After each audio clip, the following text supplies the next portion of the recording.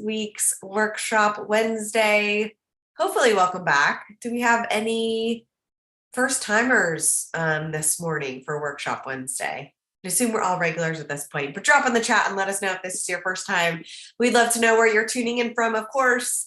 We're super excited for this week to have Mandy Cole and for our topic that she's going to walk us through. So every Wednesday we're here, we got the week to share detailed, interactive, and hands-on workshops and conversations. So we bring the SaaS expert, you guys bring the questions. You'll have the opportunity to interact today with Mandy directly, to ask any questions as she's going through a presentation. And then of course, at the end, she's going to take time to answer some questions for us.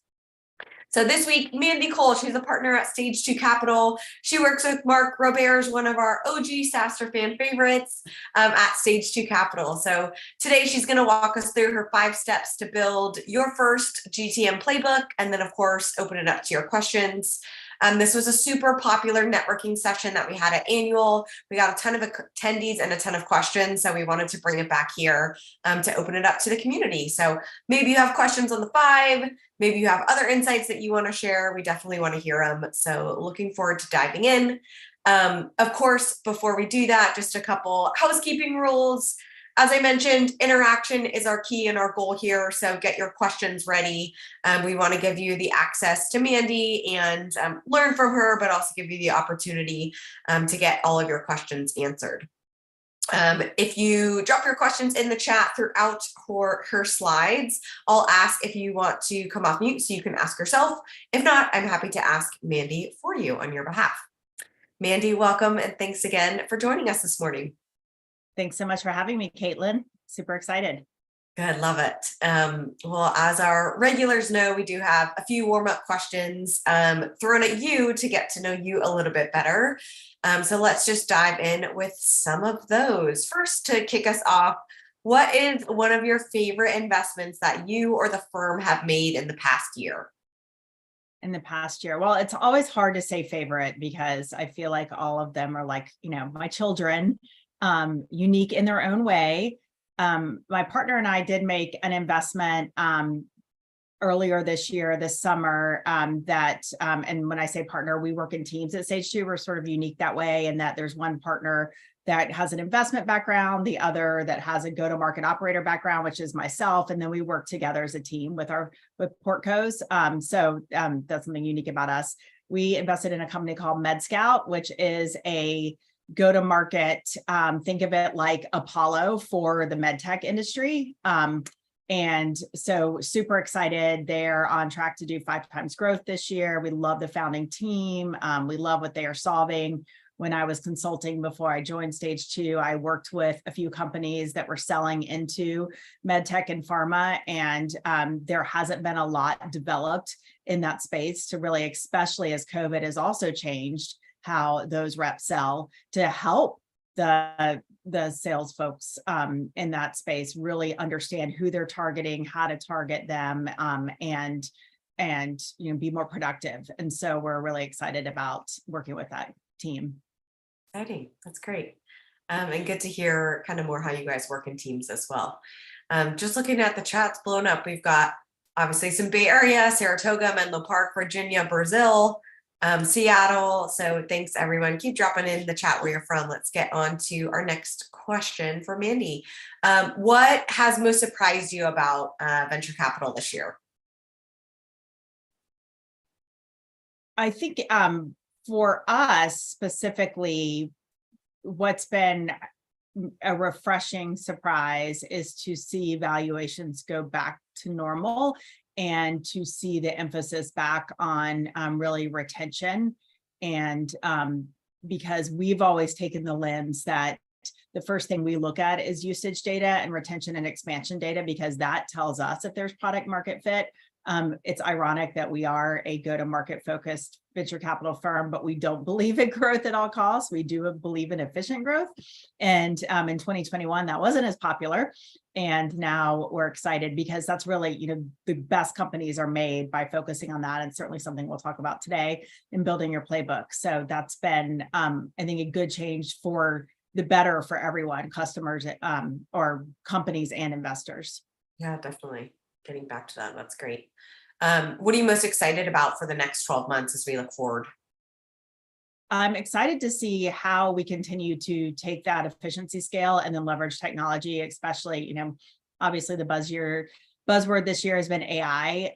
In particular, I am the partner in our firm that has been looking at go-to-market AI tools and technology, and there's just some really interesting things that are happening out there. And I think the landscape for go-to-market in terms of the roles in go-to-market and in combination with how the buyer is buying is really going to change in the next 12 months. And I'm excited to see how we can, what that looks like.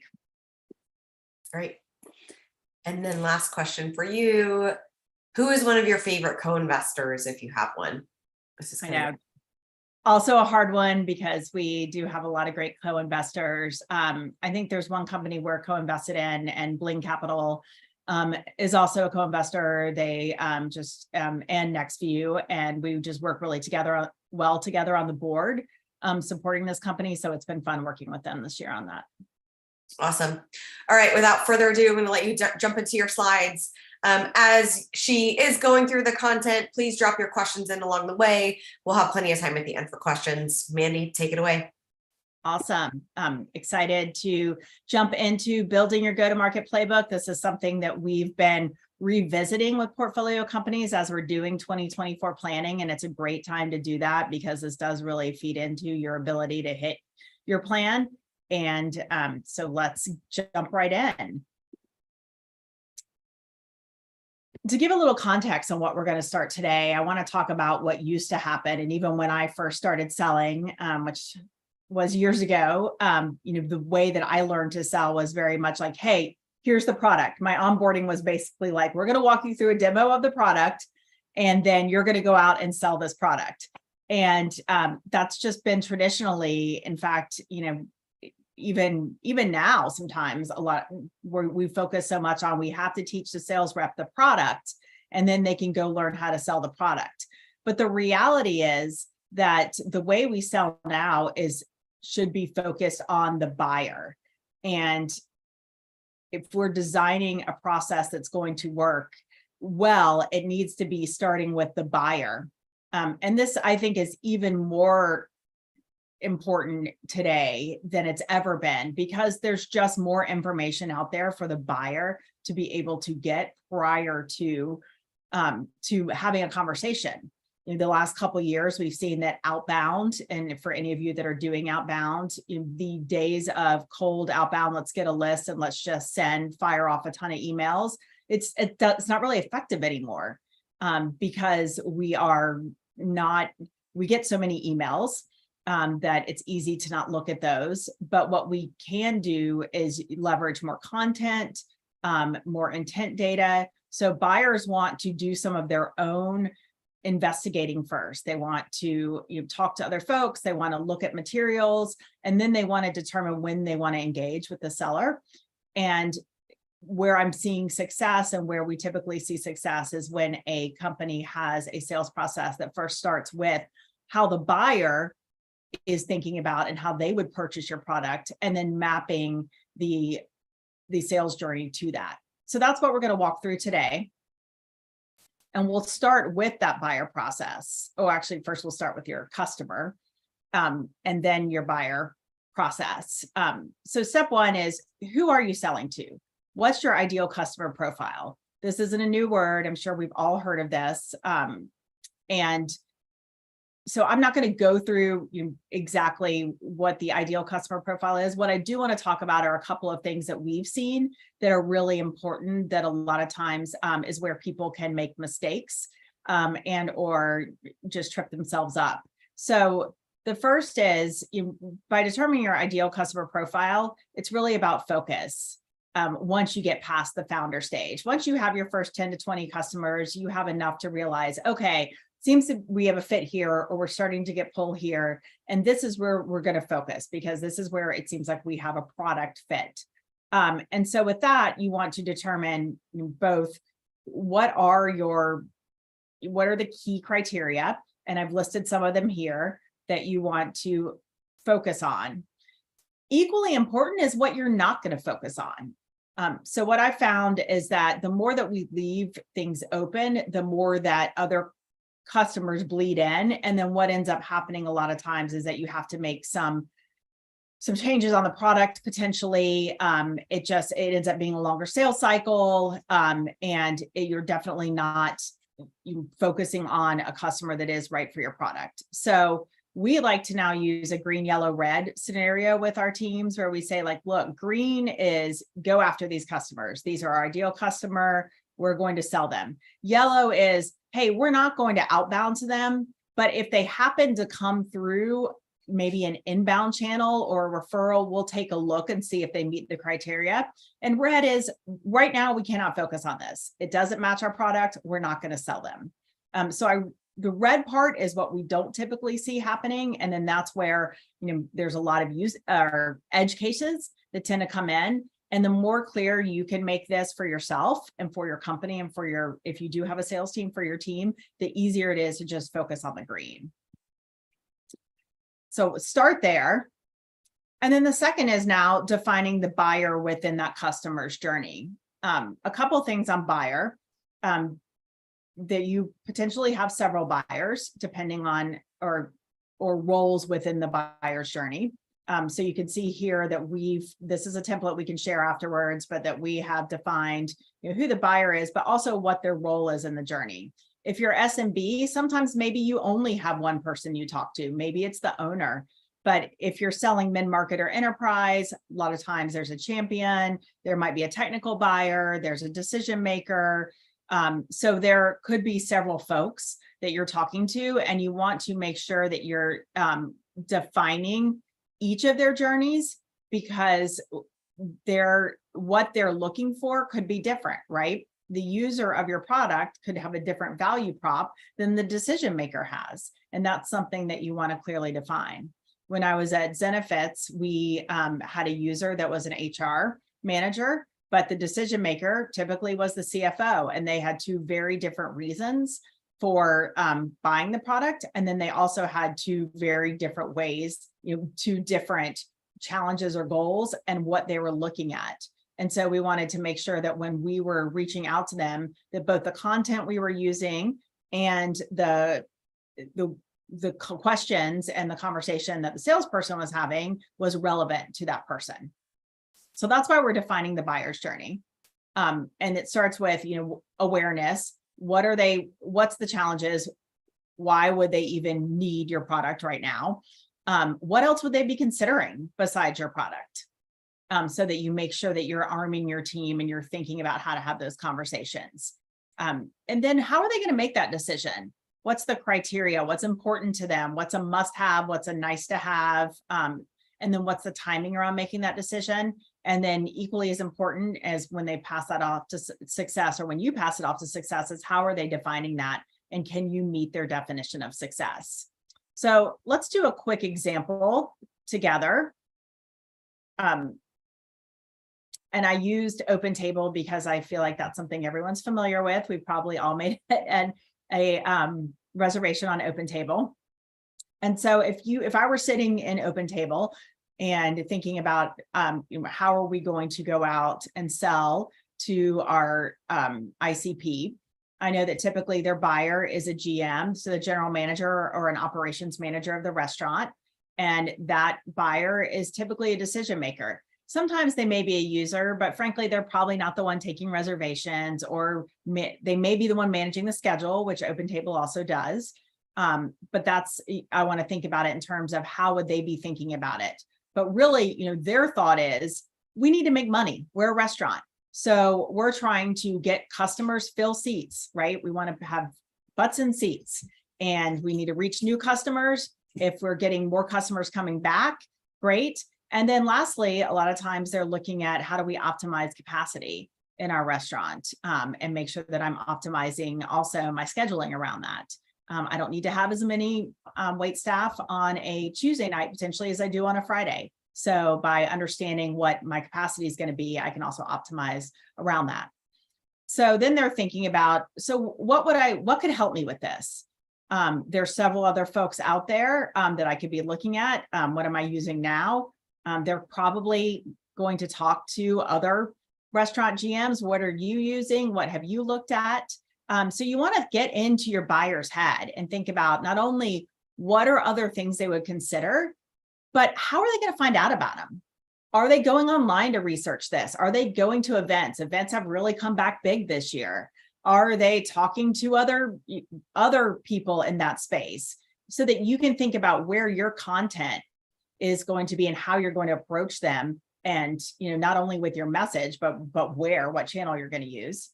And then obviously the decision, what's key criteria for them. In this case, most open table, most restaurants want to make sure that it integrates with their point of sale system that they're using, so they don't have to manage two different things. They want to make sure that they do have access to new customers, and it's not just.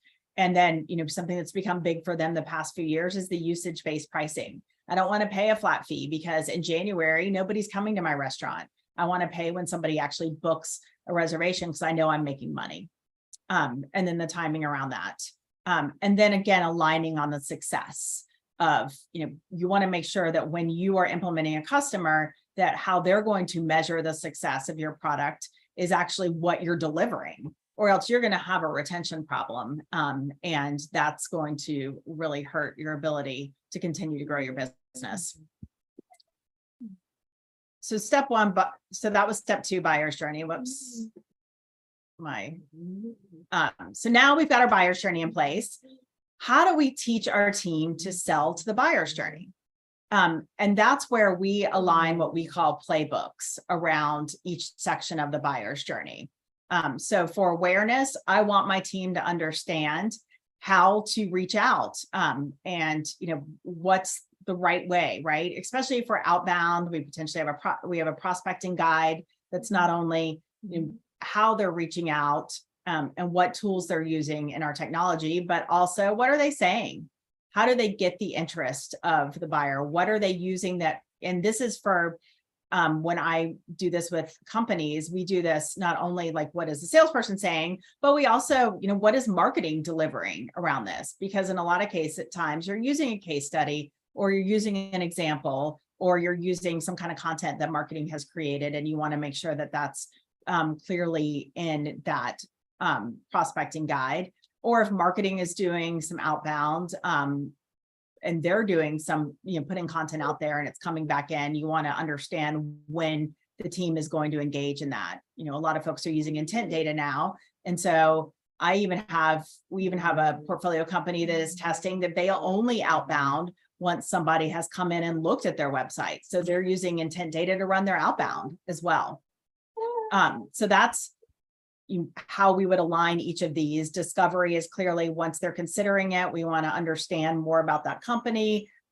We want to help them make the right decision. And then we want to make sure that our customer success team can continue to manage that company to success.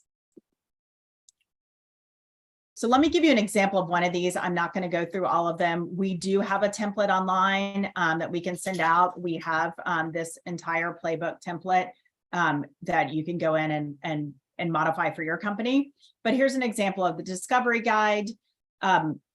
It's the objective for each of these. And then we do have example questions. I like to give my teams examples. I want them to make it their own because I feel like then it's more authentic than having a script. But the real importance is for the team to understand, and again, get in the buyer's head of how do I do that? What is their current situation? What are their challenges? Which is usually fairly easy for people to ask. What gets harder is the next couple of steps. What else are you looking at? What have you used in the past? Did you like it? Why or why not? What else, what are you considering? And then the big one, how are you going to measure success against that? And how are you measured? Because a lot of times the person you're talking to, they've got something tied to the success of this as well. And then what happens if you don't solve this? What's the impact to the business then? And you want to make sure that you're understanding that so that you can solve that for them, as well as criteria and timing. And then recap next steps and confirm with them what you're going to do next. So example of a discovery guide.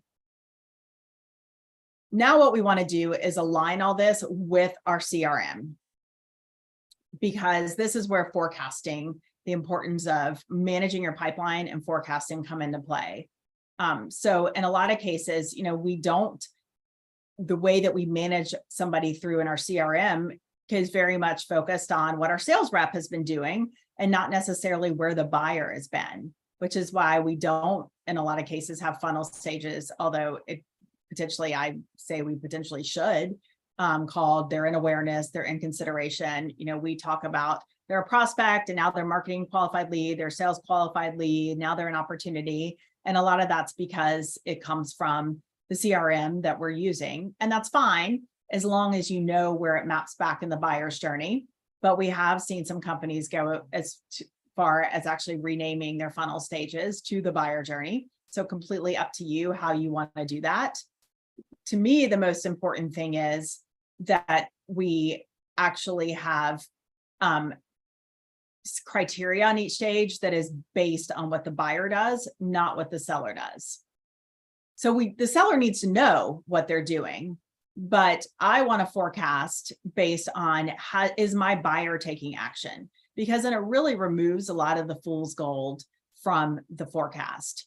And I'll give you an example. I can't even count the number of times I would go on a call with a rep or listen to a call, and the call would end, let's say it's a demo, and they would say, well, I can send you a proposal. And the person on the other end, the buyer that we're talking to, says, great, yep, send that proposal over and then we'll get back to you. And we get off the call and I say, how do you think that went? Oh my God, that went great. Like, they're totally going to buy. And I'm thinking, that went horrible. All they wanted to do is get you off the call with the send the proposal. So I would have said, hey, we're still in presentation and we're not moving forward to consideration, because I'm not sure that they really agreed with what, they seem to be looking at other things, answering email, not really engaged, where the sales rep would have said, oh, totally moving to consideration. I'm sending them a proposal. They're excited.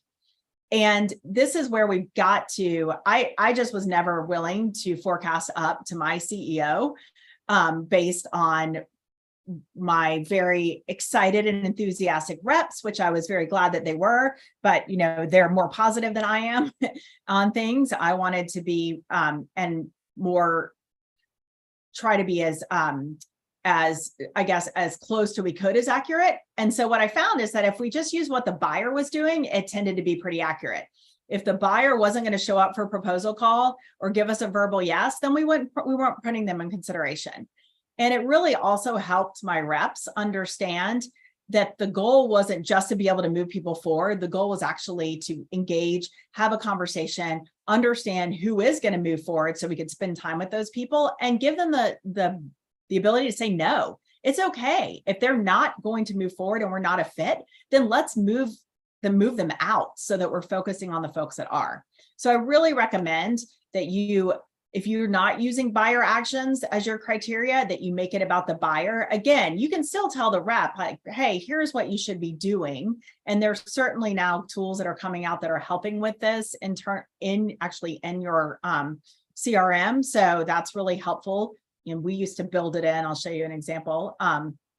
So that I used to have it built into my CRM so that it looked more, not like this. I guess I don't have my example in here, but I used to have it built in so that at every stage there would be check boxes and they would have to complete it with the date. And then my pipeline report would show me what was completed on each of these. So if somebody did move consideration and a client hadn't attended a proposal call, then in the pipeline review meeting, I'd make them take it out. But there are now even tools that, are helping us with AI automate some of this. So I think this is going to become easier and easier for us to manage, which is great. I would have loved to have those tools when I was in-house. Last but not least, this is not a set it and forget it activity because this is going to continue to change. So you've got to think about this as an ongoing. When people update, the reason a lot of times playbooks don't work is because we think of them as something like, oh, I've got to write this stuff down. And now I'm just going to sit it somewhere in my Google Drive and no one's ever going to use it. And then new reps come in and then your reps are saying, oh, don't look at that because it's wrong. We don't even use that anymore. And it just it's hard for you to understand what's working and what's not working if you're not keeping your playbook up to date.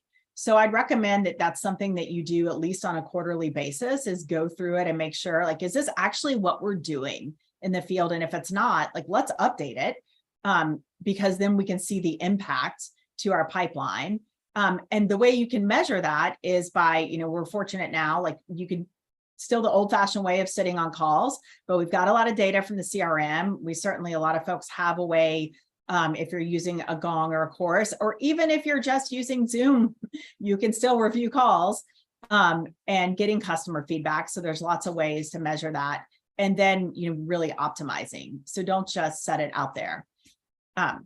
So to recap the key takeaways, and then let's dive into questions and open it up, because I know all of you are probably in the midst of planning. There's lots of thoughts you have going on about how to optimize your go-to-market next year. And I would love to dive into that. So just key takeaways. I would define your playbook and your process by your buyer, not by your product or not by what your sales rep is doing. If you're using that framework, it'll make it easy to see for your team, and give them permission where they are aligned. So when you go back to that buyer journey, it makes it really easy for the team to see, gosh, if I have a conversation with them and they don't tell me that this is one of their top challenges, that they're really focused on something else, then I'm not a priority, and that's okay. So we want to make sure that we're leveraging that framework, not only to create the content and the process, but to also give our reps the ability to say no. We want to use guides so we can standardize how somebody moves through. And we can also focus on understanding the customer, not just going in and demoing. We don't want to be giving the same demo over and over again to a customer. It really should be customized. And that's why we want to use Playbooks to do that. And then let's continue to optimize. Look at how it's working, incorporate best practices so you can share that, and customize your CRM stages with exit criteria that is driven by the buyer's actions. So with that, Caitlin, do we want to open it up?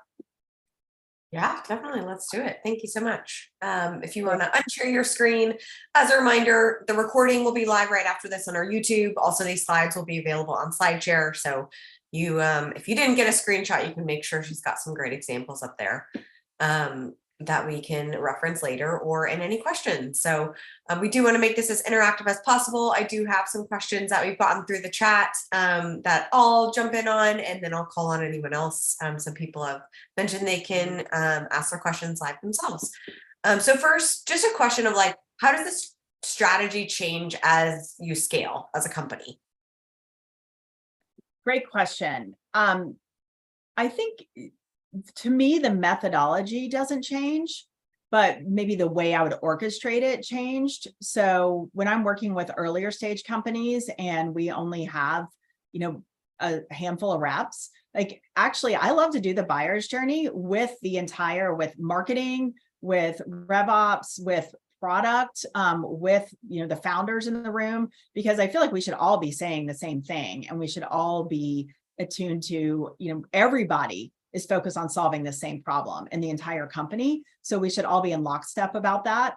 As you continue to grow, when I think about when I was at Living Social and I had a team of 750 salespeople, it was harder to get product and other folks in the room. So my senior team, we would make sure we were aligned. But instead, what we did was we leveraged our best performing reps and made sure that that as we came out with and updated the buyer's journey and therefore our process, that it was aligned with actually what they were doing, and that the content that we were producing, we always were in lockstep with marketing, was also aligned. This is kind of a follow-up question to that, I think. And of course, it depends on the stage, but who owns this process? So you mentioned sales, you mentioned working with marketing, obviously product's really important. Can you just kind of talk about, from your past experience, successful stories of how all of these kind of teams or orgs work together? Yes. And I think who owns it has evolved too. In the past, I've owned it. I've co-owned it with marketing, or I've owned the sales process part, and marketing is potentially owned. If marketing didn't report to me, they've owned the buyer journey part. So I see it in different ways. the great thing about RevOps now is that in a lot of companies, RevOps will own it, at least own the operationalizing of it. And so I think it's just important to define in your company. I don't know that there is a right way to do it. I think the more critical thing is that somebody actually owns each piece. So I'm seeing in a lot of my earlier stage companies that marketing is owning defining the buyer journey, and then sales is owning the sales process and criteria, and managing to that buyer journey. And then they're each owning their respective actions against that. And then they're agreeing upon that together. And then they're sharing the pipeline generated as a shared goal so that it doesn't become finger pointing around, well, I'm only responsible for leads. How many of us have heard this, right? Well, those leads aren't good and that's why we can't get ops.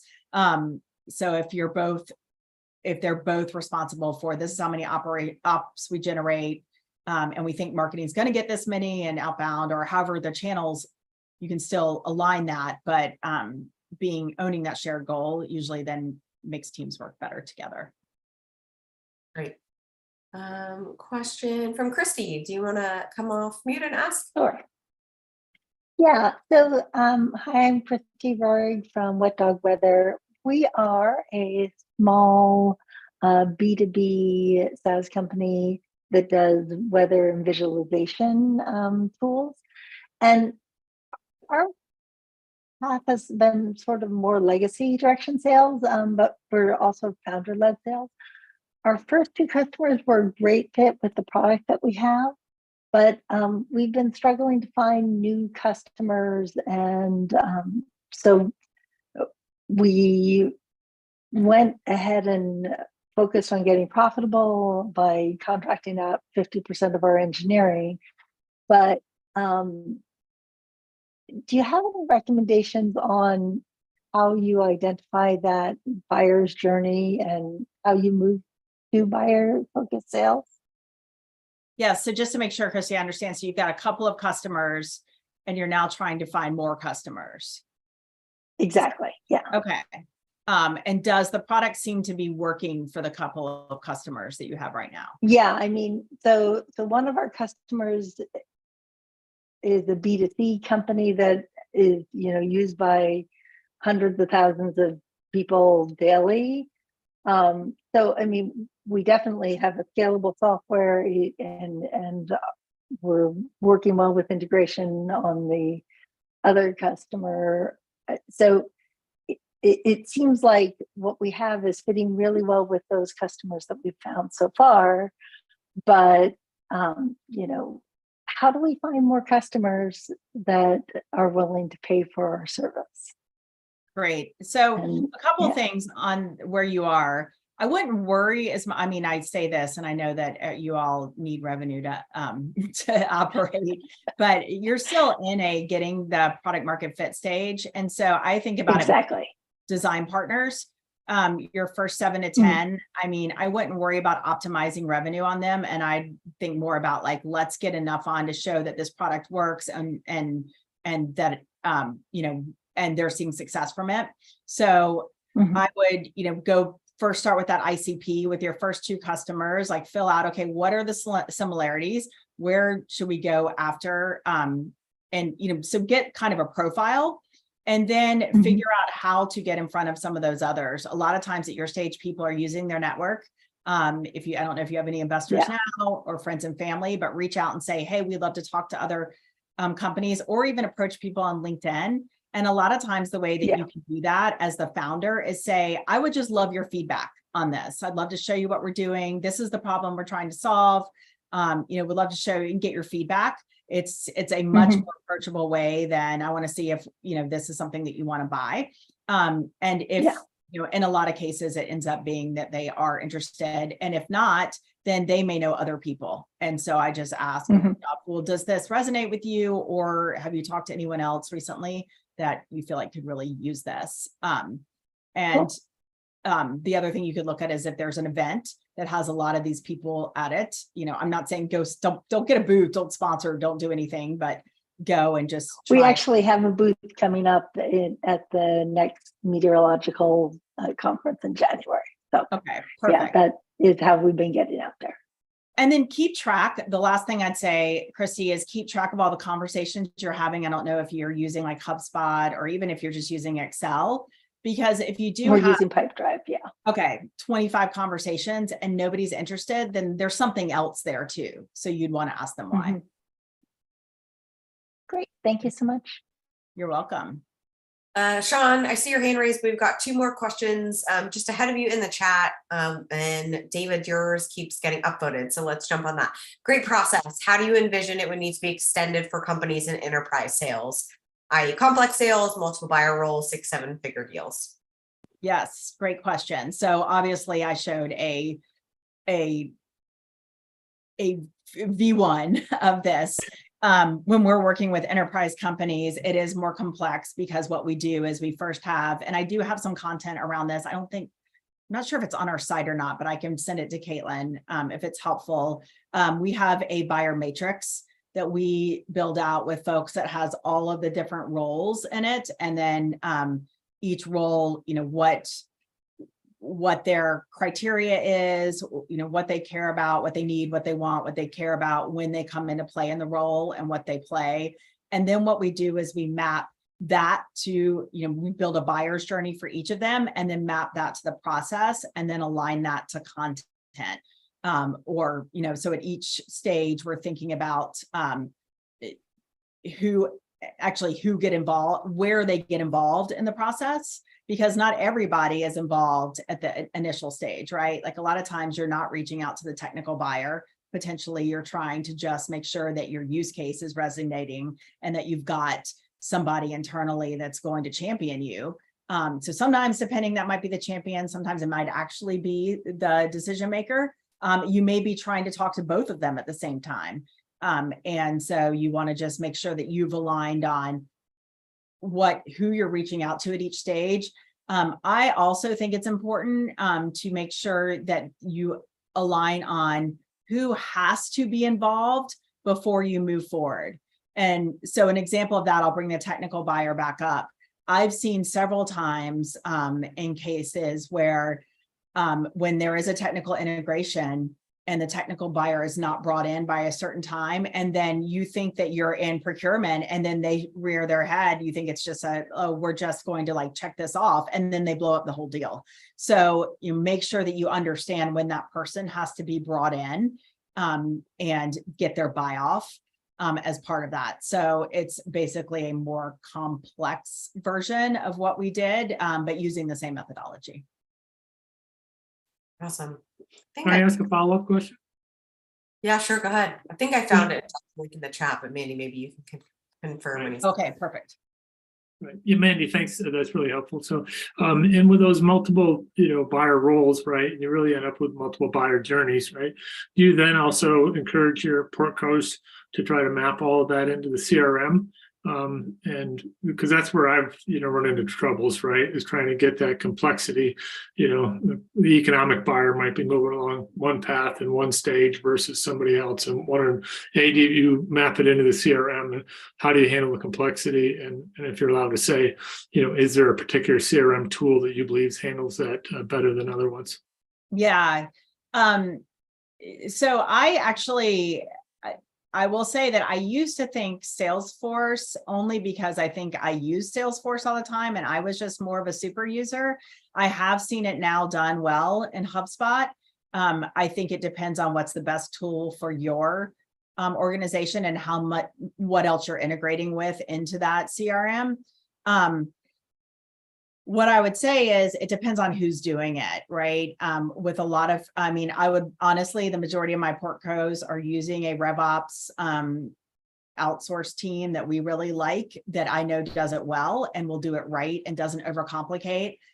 Before I joined Stage 2, I did for 5 years, I was a consultant. I had my own team and we would go in and stand up, go to market, the strategy, the playbook, and the team, and I had an ops person that would configure, and half the time we were unwinding things that people had hired, somebody that really didn't know what they were doing, and they came out and built all this custom stuff out, and now like you couldn't really run reports, you couldn't connect other things. And so that's where I just get a little wary. When people say, well, I'm just going to hire a RevOps person, it's like there are several flavors of RevOps people, and they may not know the best technology. So I would recommend potentially, I think it's worth getting and spending the same amount of money, honestly, that you would spend on hiring a RevOps person to get somebody like Iceberg, who we use, to come in and do it the right way for you initially. Great, thank you. You're welcome. All right, question from Mark. What process do you use to determine which marketing activities to focus on? SEO, SEM, content, events, etc. Yeah, so great. Honestly, it's this process. We're doing this right now with the Portco, where we've got a decent amount of inbound coming in, and the reality and the question started to be, well, what other channels should we look at? And I said, let's just go back to the buyer journey. Let's look at actually what the buyers, what are they trying to solve? And have we gone and talked to a few of these and asked them where they're getting their content? So a lot of times I go back to putting ourselves in, here's the person we're trying to reach, and here's what they're doing right now. And therefore, that's going to tell us a lot about where we can find them and start to engage in that conversation.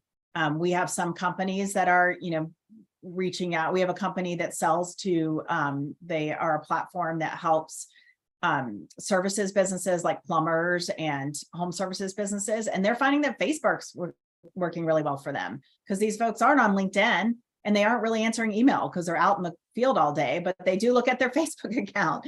So, that's actually a way that they're engaging with them. So I think it's really going back to the buyer journey and then having a hypothesis on that and testing it. Awesome. You kind of mentioned this working with a portfolio company, but this is a follow-up question from Mark. How does stage 2 engage with your portcos? We are fairly hands-on. So we're fortunate, not only, as I mentioned, do we have a go-to-market operator working, but half of our fund comes from 300 go-to-market executives. So we're very fortunate to have investors that have a lot of experience and do get involved, obviously have invested interest to get involved with our portfolio companies. But we do an initial assessment and recommendations, and then we leverage all the tools that you're seeing that we're talking about now with our companies. We did just launch this week, actually, so it's good timing. And I'll put it in the, one of the things we were asked a lot about is, can I get that template from you guys, or can I get something? So we did just launch our own resource center this week. So it shares a lot of the tools that we use with our own portcos. So I'll put it in the chat if you guys are looking, everything from how to build a bottoms up model to make sure that you've got, aligned your, because all of you right now are probably doing planning, but traditionally we do a finance plan, and it's based on, this is how many people we have, and this is what we think our conversion rate is. But what we like to do is bottoms up on, okay, realistically on what's been happening with your conversion rate, how much pipeline do you need to sell to reach that? And what are the leading indicators you should be looking at in terms of how many ops you need a month per rep, or in general, and the cost of providing those. So there's a lot of resources like that in there. Awesome. Thank you for dropping that into the chat. So be sure to check that out. Sean, thanks for raising your hand. Fire away. Hi, Mandy. Thanks so much for the just the detailed and thoughtful ideas you're presenting here. I think you're getting great engagement from all of us, because there's just so much to digest and think about there. I came in halfway through, so my question maybe is redundant. I can go back and watch the YouTube video, but I noticed in the stages that you had that there was the mutual eval plan really caught my attention. I don't know if you already covered that topic. If not, I can watch it. If not, could you describe a little bit about how that goes? That really caught my eye. Sure. One of the things that I think is, and it goes back to teaching our teams to really make sure that we are aligned with the buyer all the way through the journey. And so after that first discovery call, I really like to send what we call a mutual eval plan.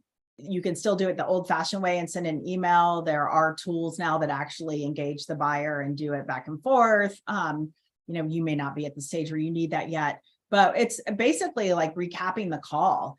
And what's interesting is if you are using Fireflies or some of these AI tools, they will recap and then have next steps. But essentially it's a, hey, thanks so much for spending some time with me today. Really enjoyed getting to know you and learn more about, X, Y, and Z about your product. I really think, just to make sure that we are on the same page, let me just recap. And then I like to recap, like, here's what you're seeing as the challenges. Here's what you've tried to do so far. Here's what's important to you in this product.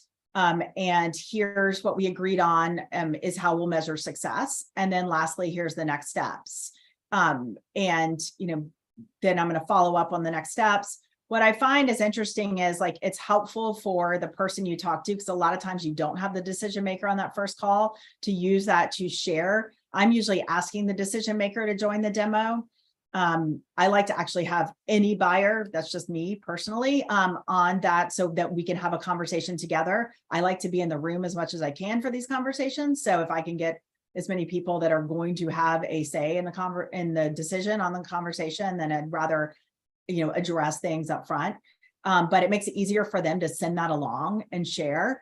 And then people are more prepared. Or a lot of times I find people write back and be like, oh yeah, and I forgot this one other thing. We also need to do this, or we need to do that. So it just lets you also see their level of engagement too. And then that's helpful as you move them through the journey. I really like the idea of observing what caught their attention and kind of restating it back to them. Seems like just a really powerful method. Thanks for answering my question. Of course. Also a good reminder list for you to action on for next steps. All right, next question from Karan. I think, sorry if I'm getting that wrong, but what's the best way to discover ICP? What tools help you with that currently? Really, I think so I think initially it's why you're building your product, right? Because you've got a hypothesis that this is a challenge for this particular person in this kind of company, and we're going to solve that challenge. And so then you want to validate if that's the case or not. And so a lot of that is going out the way we were talking about with Christy, reaching out to companies. I usually start with, reaching out through your network, but trying to find some folks and validating. I know several founders, sometimes when we're talking to people, they say like, I did 50 conversations with these people, this type of role, to validate that this was true before I built the product, and then I could go back to them. So I think that's initially, if you're trying to validate once you have customers, and this, becomes the next step, right? Because it is very common that when you're first selling, you're also like, I'm not sure, oh, maybe this could be a use case. Let me try and sell. And you may have then a few different types of buyers or a few different types of companies, because there's different use cases. If you're trying to validate where you want to focus, which I highly recommend that you do, then I look at usage, product data to do that, and retention data. So how are they using the product? Because the product data is really going to tell you if it's a product that somebody should be using on a weekly basis, and you're seeing that it's much stronger in this one use case than the other ones, then I would start focusing there. Because you want to be selling customers that you're going to retain and that are going to grow with your product. And right now, for those of you that need to raise money again, showing net revenue retention is equally as important as showing growth. Yep. Mandy, and I have a follow-on question, if I may, on that. Yes, go ahead. Right. So when you're saying if you already have customers, you use it, you look at product usage data, but what about like analyzing all your CRM data and along with like churn data, and then you look at like, hey, who's visiting your website, who's bouncing off, who's not bouncing off, like basically looking at multiple signals and Yeah, for sure. That. I mean, obviously you can look at the velocity, right, that you're selling them.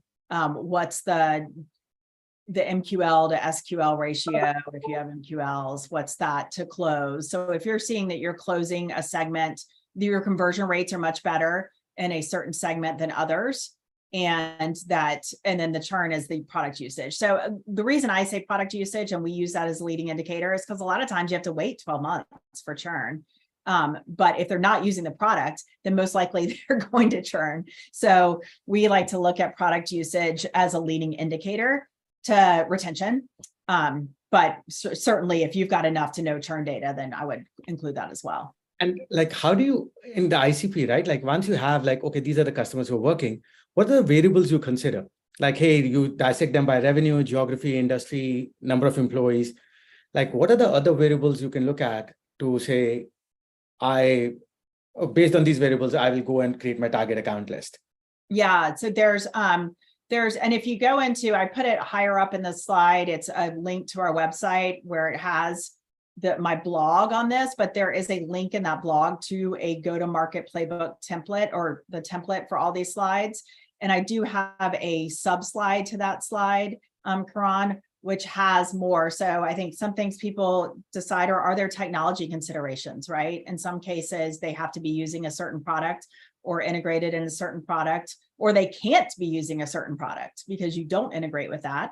And then we have also, we've added the qualification criteria as well. So for some of you, you might be using Medic, you might be using MedPick, but there are criteria sometimes around the qualification that people want to use as part of determining if it's an ICP. Now, I think about that as I think about it in two stages.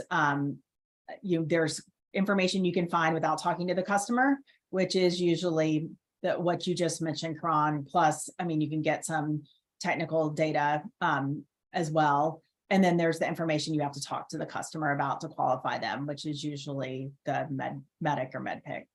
Sure. Thank you. So I think we have time for one more question.